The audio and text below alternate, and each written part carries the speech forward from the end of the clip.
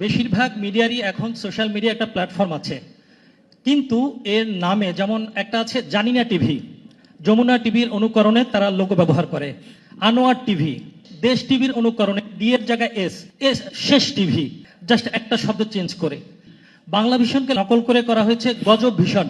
এই ধরনের যে অপপ্রচার সোশ্যাল মিডিয়া চলছে, একদম মূল টিভির অনুকরণে সাধারণ মানুষ বুঝতে পারে না এবং প্রচুর শেয়ার হয়। এগুলো বন্ধ করার ক্ষেত্রে আপনার সরকারের পরিকল্পনা আমি জানতে চাচ্ছি। আসসালামু আলাইকুম প্রধানমন্ত্রী, আমার নাম মিজানুর রহমান সবুজ। আপনাকে ধন্যবাদ জানাতে চাই। আজকে বোধহয় চীন মৈত্রীর ইতিহাসে সবচেয়ে কম দামের খাবার আমরা সবাই খেয়েছি।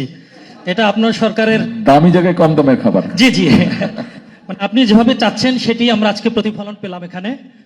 অনেকে হয়তো প্রত্যাশা করেছিল অনেক ভালো খাবার হবে, কিন্তু আপনার কমিটমেন্ট আপনি রক্ষা করছেন। আমার প্রশ্ন হচ্ছে, মাননীয় প্রধানমন্ত্রী, অনেকের আমাদের দেশের বহু মানুষের মধ্যে ধারণা খাবার দামি হলে বোধহয় হেলদি হয়, কিন্তু দেখেন কম দামি খাবার কিন্তু হেলদি বেশি। জি জি, অনেক ধন্যবাদ।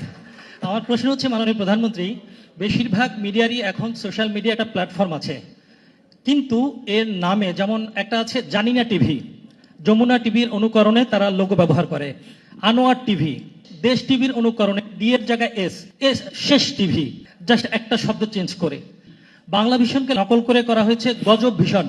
এই ধরনের যে অপপ্রচার সোশ্যাল মিডিয়া চলছে, একদম মূল টিভির অনুকরণে সাধারণ মানুষ বুঝতে পারে না এবং প্রচুর শেয়ার হয়। এগুলো বন্ধ করার ক্ষেত্রে আপনার সরকারের পরিকল্পনা আমি জানতে চাচ্ছি। আপনাকে অনেক ধন্যবাদ। স্বাভাবিকভাবে আপনি যেটা বললেন এটা খুব ইম্পর্টেন্ট একটা ইস্যু।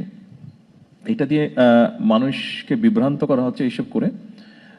স্বাভাবিকভাবে আমরা কোনো সমাজে, সিভিলাইজ সমাজে নিশ্চয়ই এটা চাইবো না যে মানুষ বিভ্রান্ত হোক, এবং এটার উপরে কাজ করা হচ্ছে।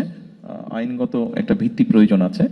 এই আইনটা কিভাবে কি হলে যারা সঠিক সত্য নিউজটা প্রকাশ করছেন তারা ক্ষতিগ্রস্ত হবেন না, কিন্তু যারা বিভ্রান্ত বা মিথ্যা বা অপপ্রচারের চেষ্টা করছে তারা আইনের দৃষ্টিতে সঠিকভাবে অপরাধী হিসেবে বিবেচিত হবে, সেইটা চেষ্টা করা হচ্ছে তৈরি করার জন্য। আমরা মনে হয় শীঘ্রই, খুব শীঘ্রই না হলে মোটামুটিভাবে শীঘ্রই আমরা এটার ব্যাপারে হয়তো একটা পদক্ষেপ নিব।